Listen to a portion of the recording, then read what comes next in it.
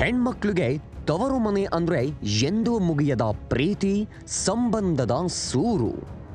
ಆದ್ರಿಲ್ಲಿ ತವರು ಮನೆಗೆ ಬಂದಿದ್ದ ನಾದಿನಿಯ ಮಕ್ಕಳ ವಿಚಾರಕ್ಕೆ ಮನೆ ಸೊಸೆ ಪ್ರಾಣವೇ ಬಿಟ್ಟಿದ್ದಾಳೆ.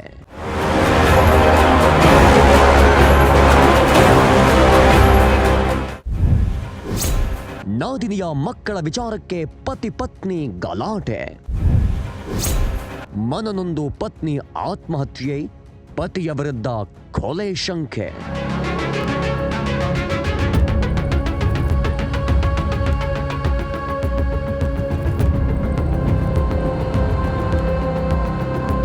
ತವರು ಮನೆ ಅಂದ್ರೆ ಯಾವ ಹೆಣ್ಮಕ್ಳಿಗೆ ಇಷ್ಟ ಇಲ್ಲ ಹೇಳಿ? ಇಂದಿಗೂ ಬೇಸಿಗೆ ರಜೆ ಬಂದ್ರೆ ತಾವು ಹೋಗದಿದ್ರೂ ಮಕ್ಕಳನ್ನ ಕಳುಹಿಸಿ ಸಂಭ್ರಮಿಸುತ್ತಾರೆ. ಆದರೆ ನೆಲಮಂಗಲದಲ್ಲಿ ಇದೇ ಮಕ್ಕಳ ವಿಚಾರಕ್ಕೆ ಮನೆ ಸೊಸೆ ಆತ್ಮಹತ್ಯೆ ಮಾಡಿಕೊಂಡಿದ್ದಾಳೆ.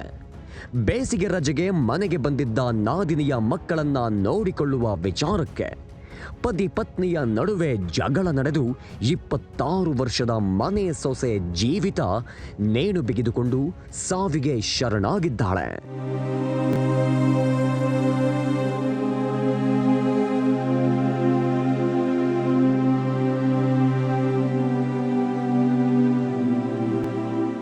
ಹೌದು, ಬೆಂಗಳೂರು ಗ್ರಾಮಾಂತರ ಜಿಲ್ಲೆ ನೆಲಮಂಗಲ ತಾಲೂಕಿನ ಮೋಟಗಾನಹಳ್ಳಿಯಲ್ಲಿ ಈ ಘಟನೆ ನಡೆದಿದೆ.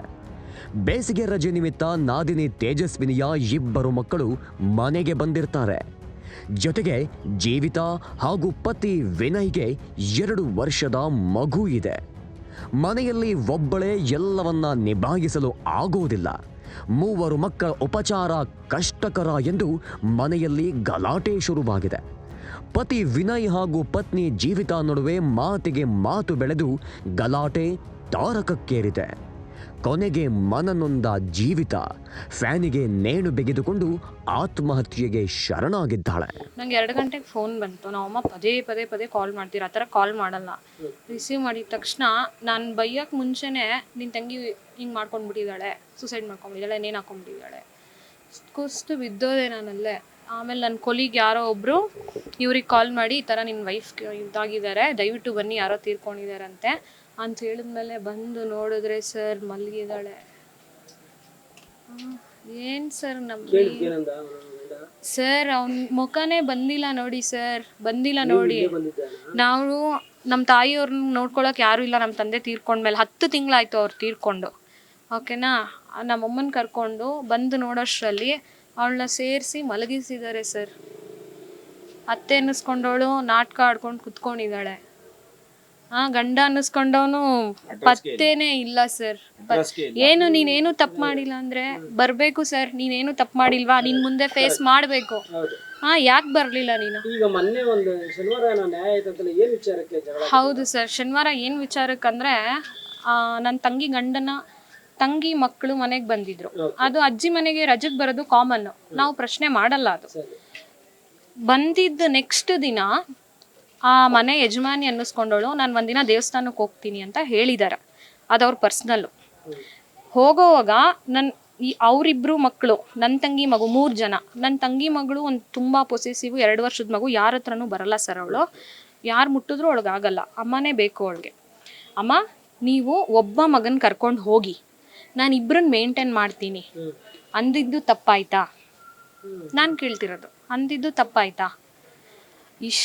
ಇಷ್ಟೇ ಸರ್ ನಡೆದಿದ್ದು. ಅಮ್ಮ 1 ಮಗುನ ಕರ್ಕೊಂಡೋಗಿ 3 ಜನ ನನ್ನ ಕೈಲಿ ನೋಡ್ಕೊಳಕ್ ಆಗಲ್ಲ ಅಂತ ಹೇಳಿದಾಳೆ ಅಷ್ಟೇ. ತಂಗಿ ಮಕ್ಕಳು. ಅವ್ರ ಮಾವ ನಾನಿದ್ದಂಗೆ ನನ್ನ ಮೊಮ್ಮಕ್ಳಿಗೆ ಹಿಂಗಂತ್ಯ, ನಾನು ಹೋದ್ಮೇಲೆ ಹೆಂಗೆ ನನ್ನ ಮೊಮ್ಮಕ್ಳು ಜೀವನ ಅಂತ ಯಾವ್ದ್ಯಾವ್ದೋ ಹಳೆ ವಿಷಯಗಳು. ನಿಮ್ಮ ಭಾವ ಹಂಗಂದ, ನಿಮ್ಮ ಮಾವ ಹಿಂಗಂದ, ನಿಮ್ಮಪ್ಪ ಹಂಗಂದ, ನಿಮ್ಮಮ್ಮ ಹಿಂಗಂದ. ಅಯ್ಯೋ, ಒಂದೊಂದು ಹೇಳಿಲ್ಲ ಸರ್. 1.5 ವರ್ಷದ ಮಗು ಸರ್ ಅದು. ಅವ್ರ ತಂಗಿ ಮಕ್ಳು ಒಂದು 4th ಸ್ಟ್ಯಾಂಡರ್ಡ್, ಒಂದು 1st ಸ್ಟ್ಯಾಂಡರ್ಡ್. ನೋಡಕ್ಕಾಗತ್ತ? ಸಹಜವಾಗಿ ಹೇಳಿದಾಳೆ ಅಷ್ಟೇ ಸರ್. ಅದ್ರಲ್ಲಿ ನಂಗೇನು ತಪ್ಪು ಕಾಣಿಸ್ಲಿಲ್ಲ.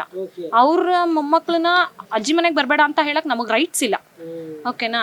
ಇಷ್ಟು ಹೇಳಿದ್ಮೇಲೆ ಯಾವ್ದ್ಯಾವ್ದೋ ಹಳೇ ವಿಷಯಗಳನ್ನೆಲ್ಲ ತೆಗೆದು ಅವಳಿಗೆ ಚಿತ್ರಹಿಂಸೆ ಮಾಡಿದ್ದಾರೆ. ಹೌದು ಸರ್, ಮಕ್ಳ ವಿಷಯಕ್ಕೆ ಇಷ್ಟೇ ನಡೆದಿರೋದು. ಎಷ್ಟು ಮಾತಾಡ್ಬೇಕು? ಮಕ್ಳ ವಿಷಯ ಮಾತ್ರ ಮಾತಾಡ್ಬೇಕು. ಆಯ್ತು ಬಿಡು, ನಾನು ಕರ್ಕೊಂಡು ಹೋಗ್ತೀನಿ ಅಂದ್ಬಿಟ್ಟು ಸುಮ್ಮನಾಗ್ಬಿಡ್ಬೇಕು. ಹೌದಾ? ನೀನ್ ಹಳೆ ವಿಷಯನೆಲ್ಲ ಯಾಕೆ ಎತ್ತದೆ? ಯಾವ್ದ್ಯಾವ್ದು ಹಳೆ ವಿಷಯ? ನಿಮ್ಮಪ್ಪ ಹಿಂಗಂದ. ಸಂಸಾರದಲ್ಲಿ ವಿಷಯಗಳು ಬರೋದು ಕಾಮನ್ ಅಲ್ವಾ? ಎಲ್ಲಾನು ತಲೆಯಲ್ಲಿ ಇಟ್ಕೊಂಡು ಅದನ್ನ ಸ್ಟೋರ್ ಮಾಡ್ಬೇಕು ಅನ್ನೋದು ಏನಿತ್ತು ಅವತ್ತು? ಈಗ ಬೇಸಿಗೆ ರಜಕ್ಕೆ ಅವ್ರ ತಂಗಿ ವಿನಯ್ ಅವ್ರ ತಂಗಿ ಮಕ್ಕಳು ನಿಮ್ಮ ಇವ್ರ ಮನೆ ಬಂದಿದ್ದಾರೆ. ಹೌದು, ಈಗ ಈ ಚಿಕ್ಕ ಮಗನ್ ನೋಡ್ಕೊಂಡು ಅವನೆಲ್ಲ ನೋಡ್ಕೊಳಕ್ ಆಗಲ್ಲ ಅಂತ ಹೇಳಿದ್ದಾರೆ ಅಷ್ಟೇ. ಅದು ಏನಕ್ಕೆ ಹೇಳಿದಾರೆ? ಆ ಮನೆ ಯಜಮಾನಿ ಅನ್ನಿಸ್ಕೊಂಡು ದೇವಸ್ಥಾನಕ್ಕೆ ಹೋಗ್ತೀನಿ, ಮಕ್ಳನ್ನ ಬಿಟ್ಬಿಟ್ಟು 3 ಜನನು ನೋಡ್ಕೊನ್ನೋ ವಿಷಯಕ್ಕೆ ಮಾತ್ರ ಹೇಳಿದಾಳೆ.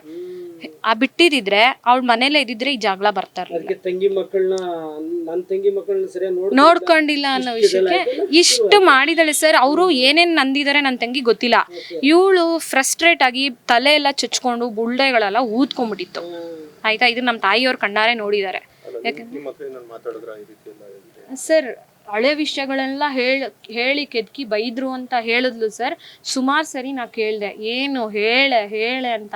ಇಲ್ಲ, ಎಲ್ಲರ ಮನೆಯಲ್ಲೂ ಇದ್ದಿದ್ದೆ ಬಿಡು. ಎಷ್ಟು ಸಮಾಧಾನ ಮಾಡಿದ್ವಿ, 3 ದಿನದಿಂದ ಸಮಾಧಾನವಾಗೇ ಇದ್ಲು. ನೆನ್ನೆ ನೈಟ್ ಕಾಲ್ ಮಾಡಿದ್ಲು, ನೆಕ್ಸ್ಟ್ ವೀಕ್ ಫಂಕ್ಷನ್ ಇದೆ, ಇಬ್ರು ಒಂದೇ ಥರ ಸೀರೆ ಉಟ್ಕೊಳ್ಳೋಣ, ಸಖತ್ತಾಗಿ ಮಿಂಚ್ಬಿಡ್ಬೇಕು ಈ ಫಂಕ್ಷನಲ್ಲಿ, ಏನೇನೋ ಪ್ಲಾನಿಂಗ್ಸು. ಬೆಳಗ್ಗೆ ಮಧ್ಯಾಹ್ನ ಅಮ್ಮಂಗೆ ಫೋನ್ ಮಾಡಿದ್ದಾಳೆ ಸರ್, 1 ಗಂಟೆಯಲ್ಲಿ. 1:15 ಅವಳಿಲ್ಲ ಸರ್.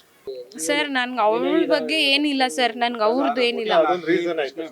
ಅದಕ್ಕೆ ನಾನೇ ಬೇಡ ಸರ್, ನಮಗೆ ಬೇಡ. ಇವರು ತುಂಬಾ ಮಾನಸಿಕ ಕಿರುಕುಳ ಕೊಟ್ಟಿದ್ದಾರೆ ಅಷ್ಟೇ. ಏನಕ್ಕೆ ಸರ್ ಅನ್ಬೇಕು? ನೀನ್ ಕಂಡವ್ರ ಮನೆಯಿಂದ ಹೆಣ್ಮಕ್ಳು ತಂದು ಏನಕ್ಕೆ ಅನ್ಬೇಕು? ನಿನಗೆ ಏನ್ ರೈಟ್ಸ್ ಇದೆ ನಿನ್ಗೆ ಅನ್ನಕ್ಕೆ? ಏನ್ ರೈಟ್ಸ್ ಇದೆ ಅನ್ನಕ್ಕೆ? ನಿನ್ ಮಗಳಾದ್ರೆ ನೀನ್ ಅಂತ ಇದ್ದ? ನಾವ್ ಅಷ್ಟೇ ಕೇಳೋದು. ನಿನ್ ಮಗಳಾದ್ರೆ ನೀನ್ ಮಾತಾಡ್ತಿದ್ದ? ನೋಡ್ಕೊ, ಮಗಳು ತರ ನೋಡ್ಕೊ. ಕರೆನ್ಸಿ ಖಾಲಿ ಆದ್ರೆ 15 ದಿನ ಕರೆನ್ಸಿ ಹಾಕ್ಸ್ತಿರ್ಲಿಲ್ಲ. ಕೋಟಿಗೆ ಬದುಕೋರೆ, ನಂಬ್ತೀರಾ ನೀವು? ಪಾರ್ಲರ್ಗೆ ಹೋಗ್ಬೇಕು ಅಂದ್ರೆ ಖಾಲಿ 100 ರೂಪಾಯಿ ಕಳಿಸ್ತಾರೆ ಸರ್. ಈಗಿನ ಕಾಲಕ್ಕೆ 100 ರೂಪಾಯಿಗೆ ಏನ್ ಬರುತ್ತೆ ಸರ್? ಹೊಟ್ಟೆಲ್ ಬೆಂಕಿ ಬಿತ್ತು 100 ರೂಪಾಯಿ ಹಿಡ್ಕೊಂಡು. ಆ್ಯಕ್ಚುಲಿ ನಾನು ಅವಳು ಒಂದೇ ಪಾರ್ಲರಿಗೆ ಹೋಗೋದು, ತುಂಬ ರೇರಾಗಿ ಹೋಗ್ತಿದ್ವಿ. ಮೊನ್ನೆ ಫಸ್ಟ್ ಟೈಮ್ ಬಂದ್ಲು, 100 ರೂಪಾಯಿ ತೊಗೊಂಡು ಅವಳ ಮಗುಗೆ 1 ಲಾಲಿಪಾಪ್ ತೊಗೊಂಡು, ನನ್ನ ಮಕ್ಳಿಗೆ 2 ಲಾಲಿಪಾಪ್ ತೊಗೊಂಡು ಬಸ್ ಸ್ಟಾಪಲ್ಲಿ ಕಾಯ್ತಿದ್ದಾಳೆ ನಾನು ಬರಲಿಕ್ಕೆ. ಹೊಟ್ಟೆ ಬೆಂಕಿ ಬಿತ್ತು ಸರ್ ನನಗೆ. ಫಸ್ಟ್ ಕ್ಲಾಸ್ ಆಗಿದ್ದಾರೆ ಸರ್. 2ನೇ ಮದುವೆ ಸರ್, ಇದು 2ನೇ ಮದುವೆ ಕೊಟ್ಟಿರೋದು. ಮೊದಲನೇ ಮದುವೆ ಗುಟ್ಟೆ ಬಿಟ್ಕೊಟ್ಟಿಲ್ಲ ಸರ್. ಏನಾದ್ಲು ಅಂತ ಬಿಟ್ಕೊಟ್ಟೆ ಇಲ್ಲ ನಮ್ಮ ಹತ್ರ. ಏನೂ ಇಲ್ಲ. ಅವ್ರು 1 ತಿಂಗ್ಳಿಗೆ ಓಡೋದ್ಲವಳು. 1 ತಿಂಗ್ಳಿಗೆ ಓಡೋದ್ಲಂತೆ. ವಿಷಯ ಗುಟ್ಟು ನಮಗೆ ಬೇಡ ಸರ್.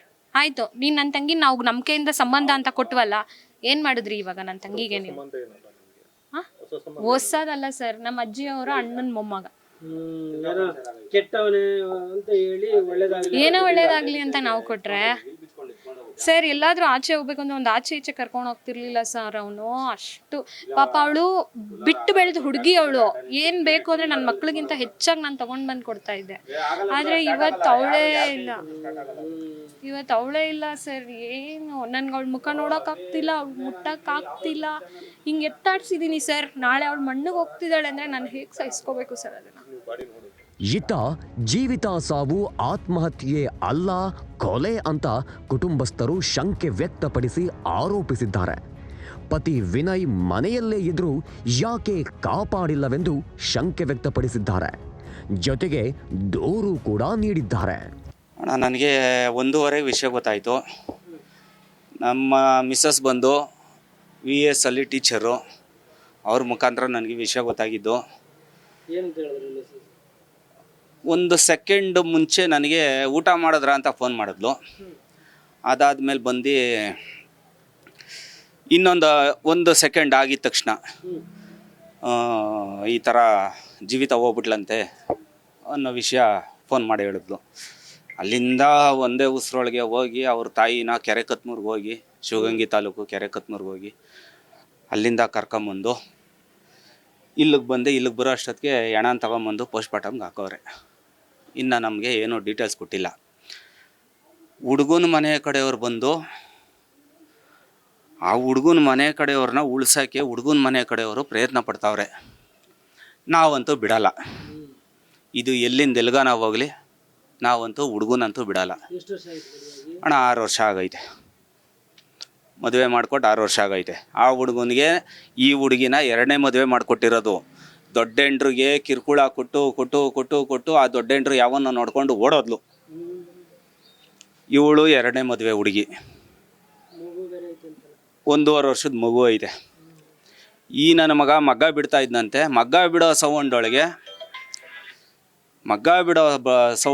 ಮಗ ಅಳೋದು ಸೌಂಡ್ ಹೆಂಗೆ ಕೇಳಿಸ್ತೈತೆ, ಅದು ನನ್ನ ಕ್ವಶನ್ನು. ಅವಳು ನೇಣಾಕೊಂಡು ಹೆಂಗೆ ಸತ್ಲು? ಮಗ ಅಳ್ತಾ ಇದ್ದಿದ್ದು ಇವನು ಮಗ್ಗ ಬಿಡ್ತಾ ಇದ್ದಾಗ. ಮಗ್ಗ ಬಿಡುವಾಗ ಮಗ ಹೆಂಗೆ ಅಳ್ತಿದ್ದು ಸೌಂಡ್ ಇವನಿಗೆ ಕೇಳಿಸ್ತು, ಅದು ನನ್ನ ಕ್ವಶನ್ನು. ಅದು ಗೊತ್ತಿಲ್ಲ ಅಣ್ಣ. ನಾವು ಅಲ್ಲಿಂದ ಇಲ್ಲಿಗೆ ಬರೋ ಅಷ್ಟೊತ್ತಿಗೆ ಇಲ್ಲಿಗೆ ಬಂದ್ಬಿಡಿ, ಗೌರ್ಮೆಂಟ್ ಹಾಸ್ಪಿಟ್ಲಲ್ಲಿ ಇದ್ದೀವಿ ಅಂತ ನಮಗೆ ಫೋನ್ ಬಂತು. ನಾವು ಸೀದಾ ತಾವರೆಕೆರೆಯಿಂದ ಕೆರೆಕತ್ನೂರು ಹೋಗಿ ಕೆರೆಕತ್ನೂರಿಂದ ನೆಲಮಂಗಲ ಬಂದಿದ್ದೀವಿ.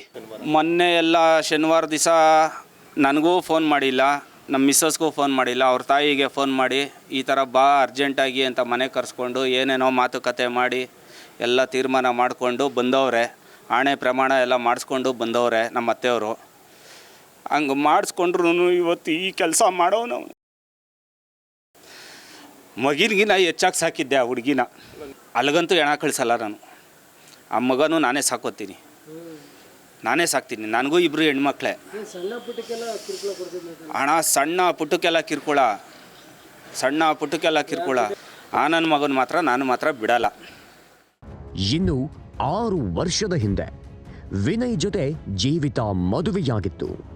ಕಿರುಕುಳದಿಂದ ಮೊದಲ ಪತ್ನಿ ದೂರವಾದ ಹಿನ್ನೆಲೆ ಮೊದಲ ಮದುವೆ ಮುಚ್ಚಿಟ್ಟು ವಿನಯ್ ಜೀವಿತಾಳನ್ನ 2ನೇ ಮದುವೆಯಾಗಿದ್ದ. ಸದ್ಯ ನೆಲಮಂಗಲ ಸಾರ್ವಜನಿಕ ಆಸ್ಪತ್ರೆಯಲ್ಲಿ ಜೀವಿತ ಮರಣೋತ್ತರ ಪರೀಕ್ಷೆ ನಡೆದಿದೆ. ತಾವರೆಕೆರೆ ಪೊಲೀಸ್ ಠಾಣೆಯಲ್ಲಿ ಪ್ರಕರಣ ದಾಖಲಾಗಿದ್ದು ಪೊಲೀಸರು ತನಿಖೆ ಮುಂದುವರೆಸಿದ್ದಾರೆ.